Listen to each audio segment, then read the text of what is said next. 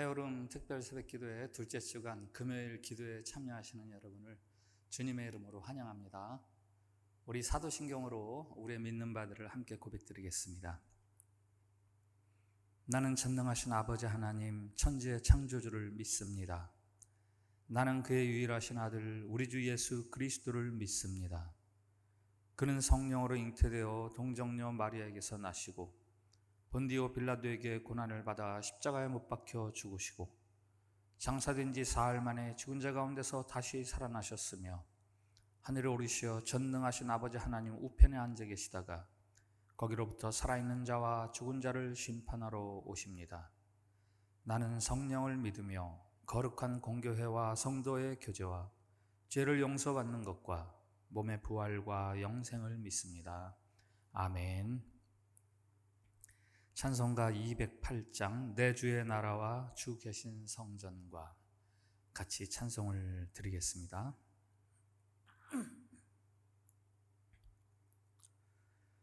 내 주의 나라와 주 계신 성전과 피 흘려 사신 교회를 늘 사랑합니다.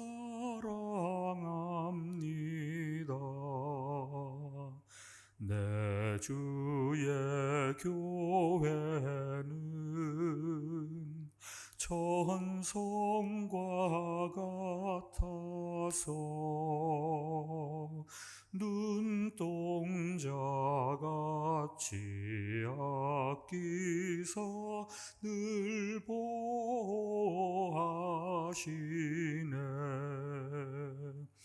이 교회 위하여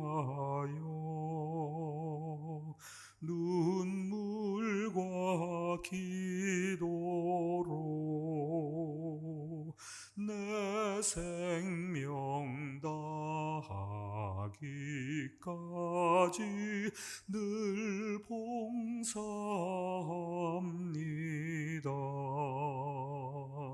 성도의 교제와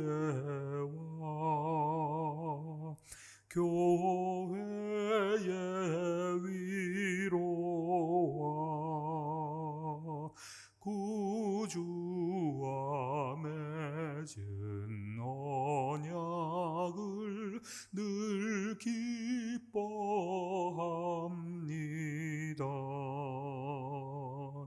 하늘의 영광과 베푸신 은혜가 진리와 함께 영원히 시온에 넘치네.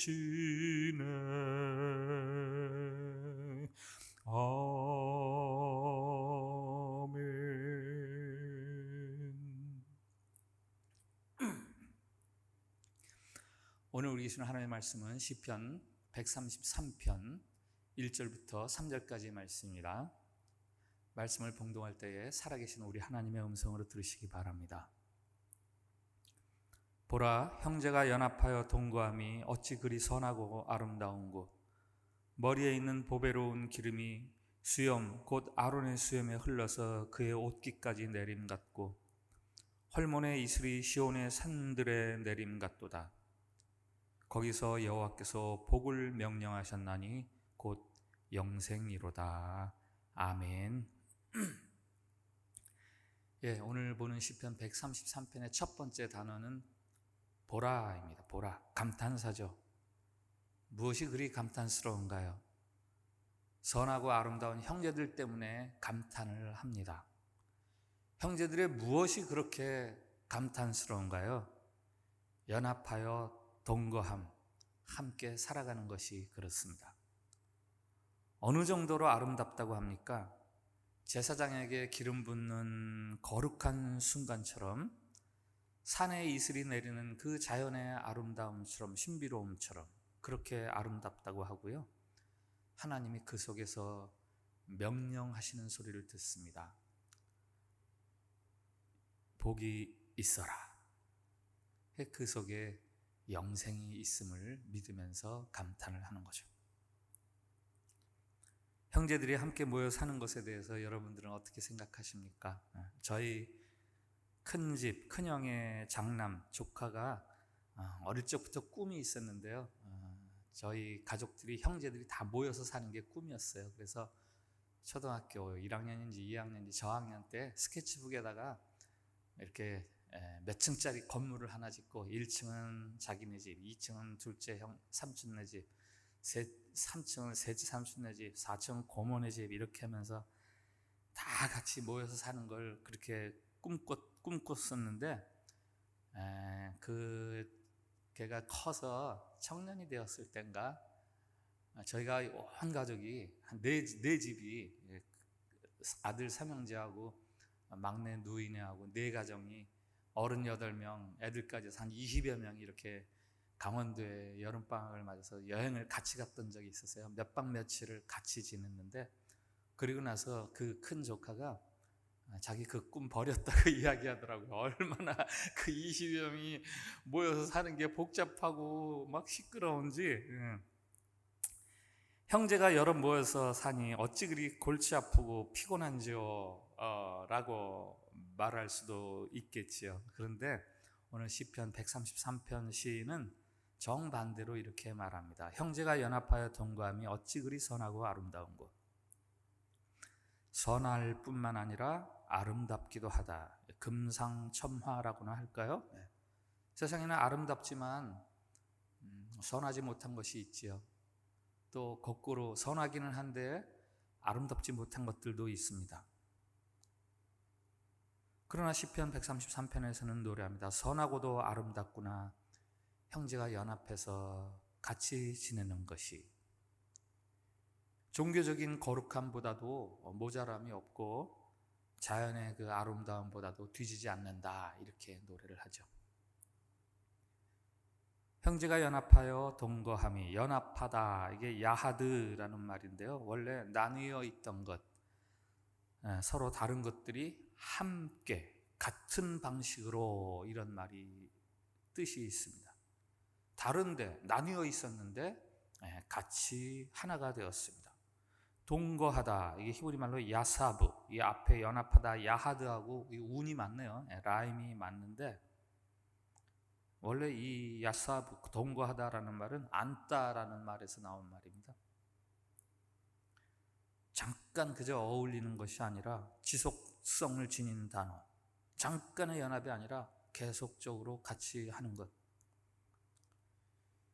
시인이 형제를 보고 선하고 아름답다고 하는 이유는 무슨 함께 모여서 힘을 합쳐서 위대한 일을 이루어서 선하고 아름답다 그러는 게 아닙니다.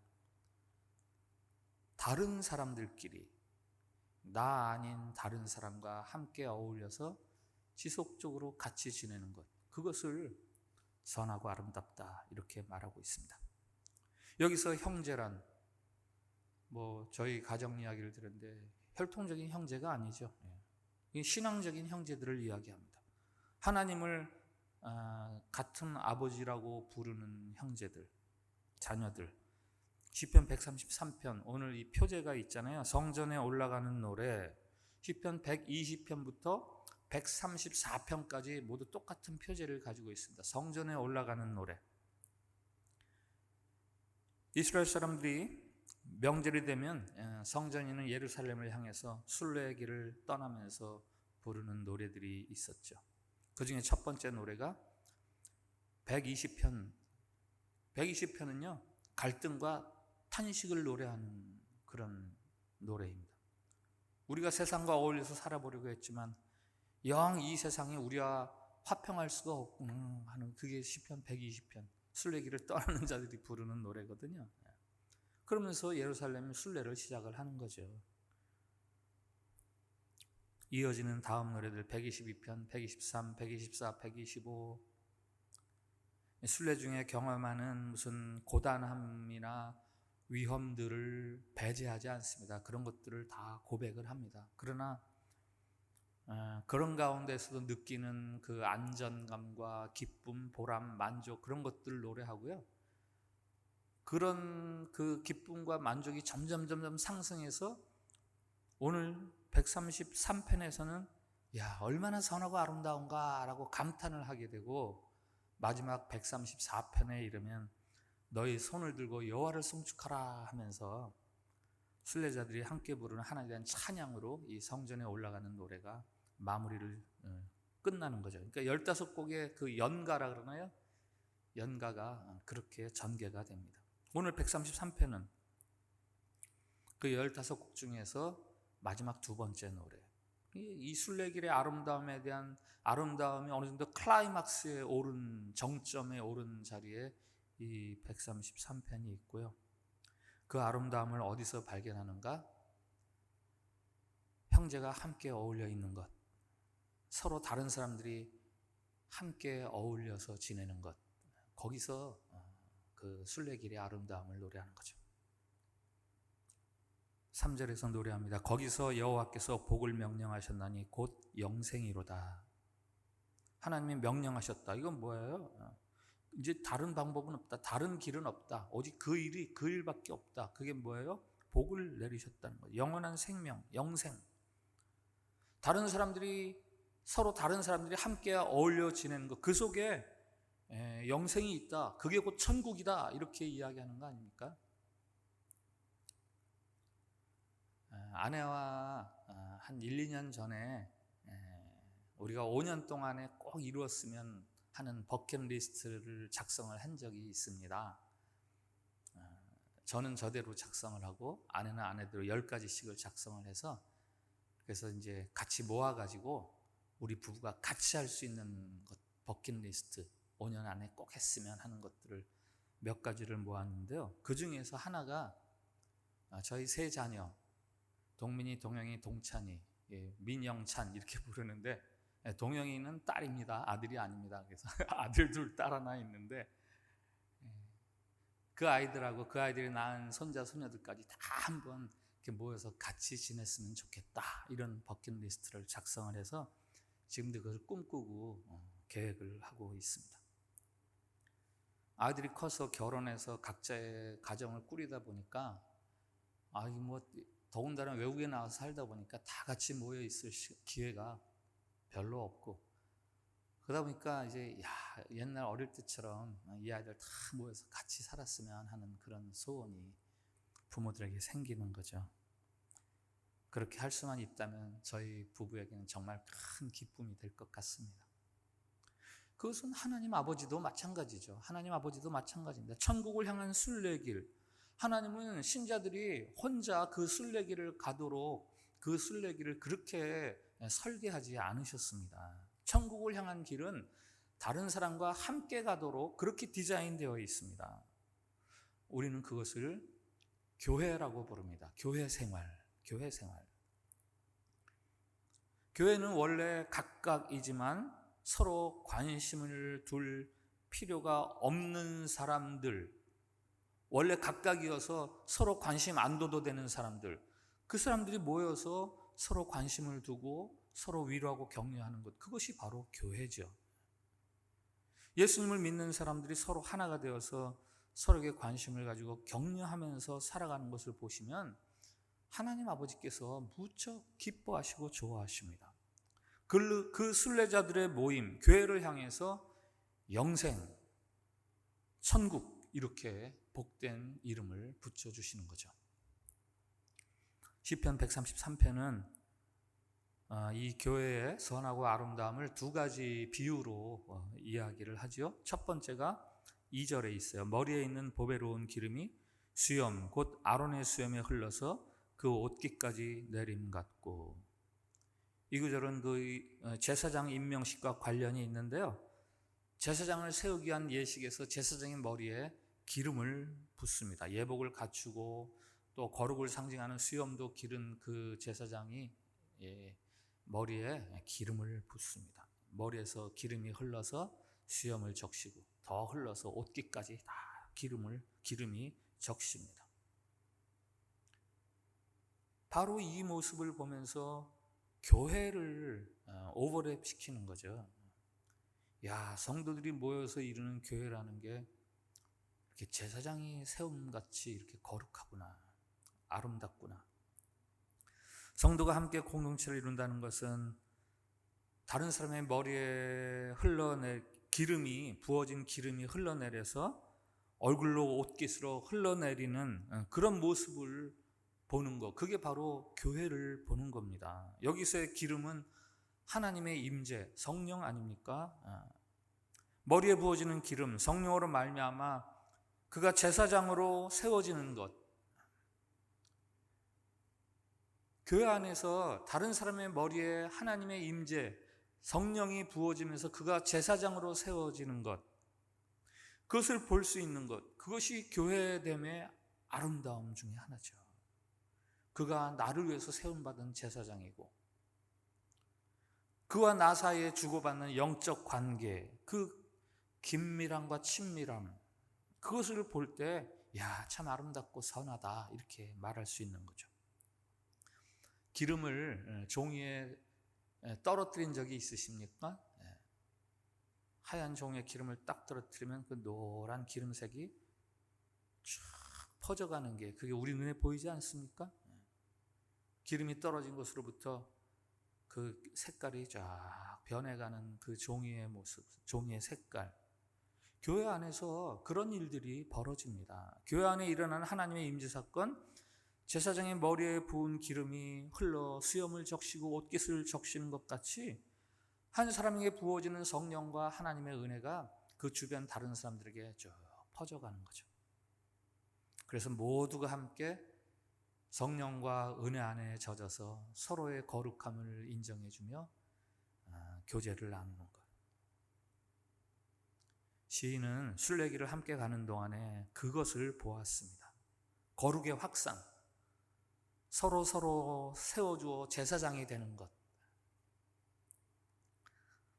사도 바울이 그의 믿음의 아들 디모데에게 이렇게 말하는데요. 한번 같이 볼까요? 디모데후서 2장 22절, 222. 같이 보겠습니다. 시작. 너는 청년의 정욕을 피하고 주를 깨끗한 마음으로 부르는 자들과 함께 의와 믿음과 사랑과 화평을 따르라. 아멘. 뭐 어디 청년에게만 하는 말이겠어요? 세상을 살아가면서 갖게 될 그릇된 정욕들, 그런 것들을 피하고 깨끗한 마음으로 주님을 부르는 사람들과 함께 의와 믿음과 사랑과 화평을 세워가는 그런 삶을 살아가라. 혼자 감당하기 힘든 육신의 정욕, 세상적인 유혹들, 주님을 찾는 자들과 함께함으로 인해서 피할 수 있고 극복할 수 있고, 믿음 생활을 함께함으로 그 정욕을 믿음과 사랑과 화평으로 대신할 수 있다라는 그런 권고 아닙니까?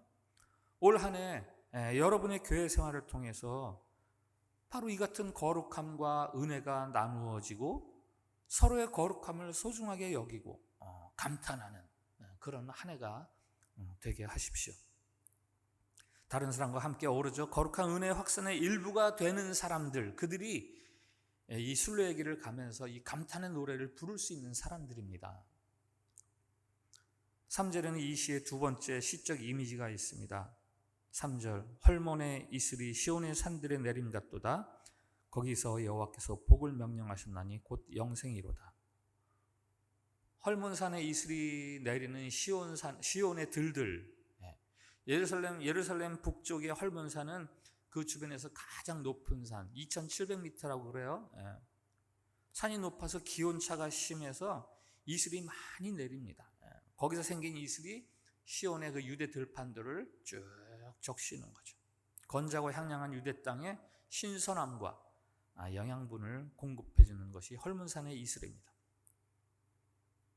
2절에서 제사장의 머리에 기름 부은 그 기름이 수염과 옷깃에 퍼져가는 것과 헐몬산의 이슬이 시온의 유대 들판에 퍼져가는 것이 같은 비슷합니다만은, 그러나 2절과 3절이 약간 차이가 있습니다.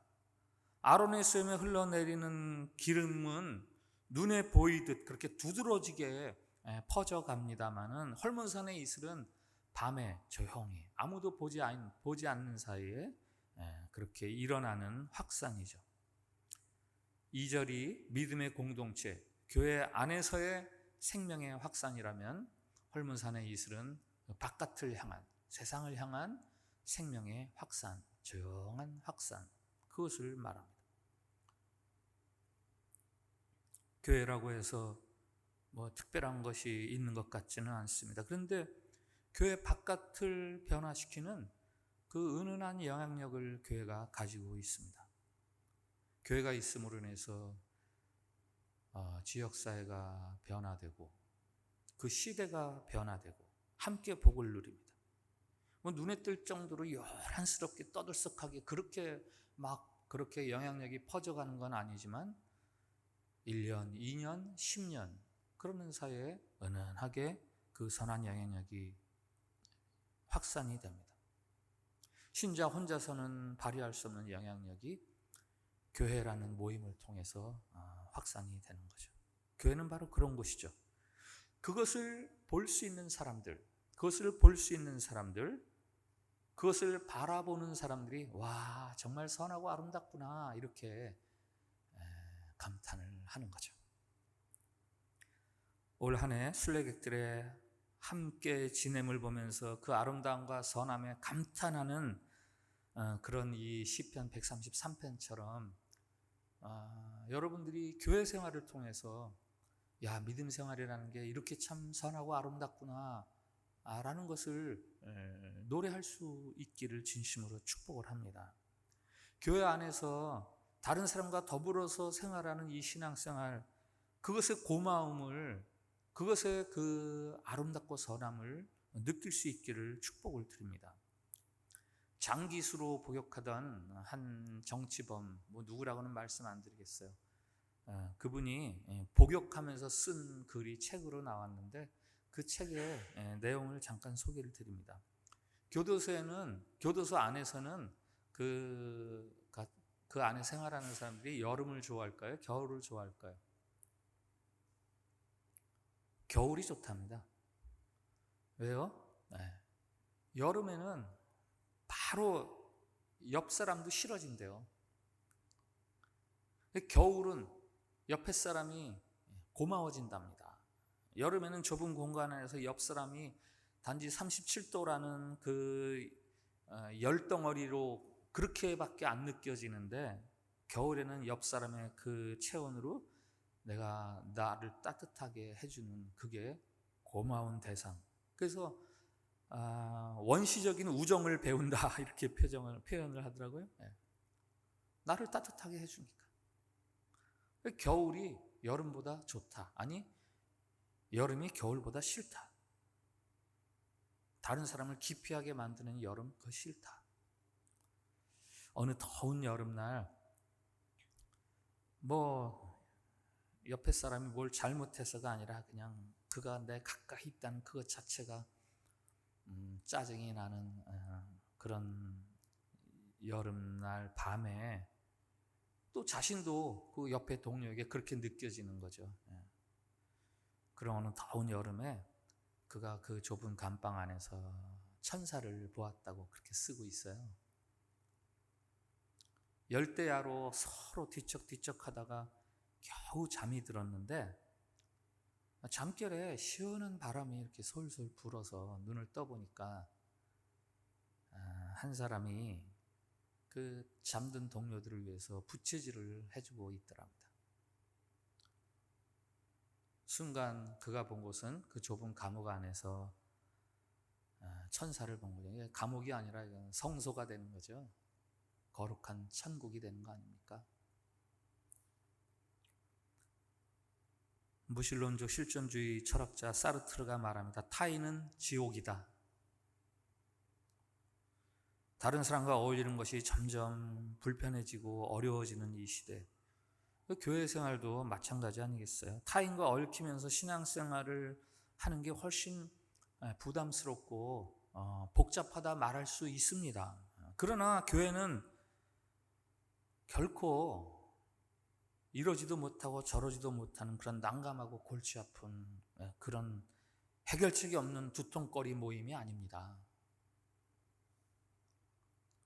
불편함도 있고 껄끄러움도 있지만 교회야말로 은혜의 통로요, 거룩의 확산의 자리요, 감탄을 자아내게 하는 장소인 거죠. 갈등과 모순 속에서도 은혜를 믿고 함께 앉아있는 것, 함께 걸어가는 것, 그것이 바로 신자에게는 감탄과 노래를 자아내게 하는 생활이 되는 겁니다.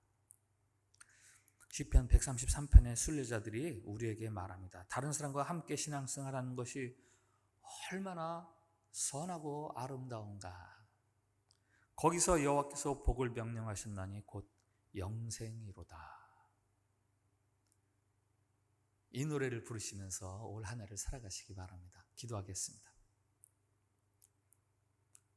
우리의 이 땅에서의 삶을 복되게 하시기 위해 우리를 교회로 불러주신 하나님, 우리가 선하고 아름다운 교회에 속하게 해주심을 감사합니다. 영원한 생명이 있는 교회에 속하게 해주심을 감사합니다. 우리가 비록 서로 다를지라도 한 교회로 불러주신 그 부르심의 뜻을 잘 지키고 키워갈 수 있도록 도와주시옵소서. 교회 안에서의 생명의 교제가 날마다 더 풍성하게 하시고 우리가 속한 이곳 동포사회와 인도네시아에 그 예수 그리스도의 생명력을 확장시키는 생명의 진원지가 되게 해 주시옵소서. 올 한 해도 교회 생활로 말미암아 이곳 인도네시아에서의 우리들의 삶이 더욱 행복하고 감탄이 나오는 삶이 되게 해 주시옵소서. 예수님의 이름으로 기도합니다. 아멘. 네, 기도 시간입니다. 기도하실 때 코로나 바이러스 위해서 기도해 주시고 우리 교회에 여러분과 같이 신앙의 길을 가고 있는 교회에 기도가 필요하신 분들, 질병으로 고통당하는 성도들, 또 삶의 여러 가지 문제로 경제적으로 어려움 당하는 성도들, 믿음이 연약해져서 시험에 걸려서 힘들어하는 성도들 위해서 기도해 주시고 우리 교회 선교적인 활동 사역 위해서 기도해 주십시오. 우리 인도네시아부 느헤미야 목회 훈련원, 또 느헤미야 목회 훈련 출신들 117명의 목회자들의 선교지를 위해서 좀 기도해 주시고, 오늘 특별히 금요일 날 우리 다음 세대를 위해서 좀 기도해 주십시오. 어린 유치부, 또 초등부, 우리 자유교회, 지금 자유교회가 지난주에 저 클라파가딩 북부 자유교회도 시작이 되었는데 위해서 기도해 주시고, 우리 청년들을 위해서도 좀 기도해 주십시오. 청년의 때에 창조주 하나님을 더 깊이 만나서 이 세상에 감당할 수 없는 믿음의 자녀들이 될 수 있도록 위해서 기도해 주시고, 여러분들의 기도를 하시면 되겠습니다. 10분 이상 이렇게 기도하시면 되겠어요. 다 같이 기도하겠습니다.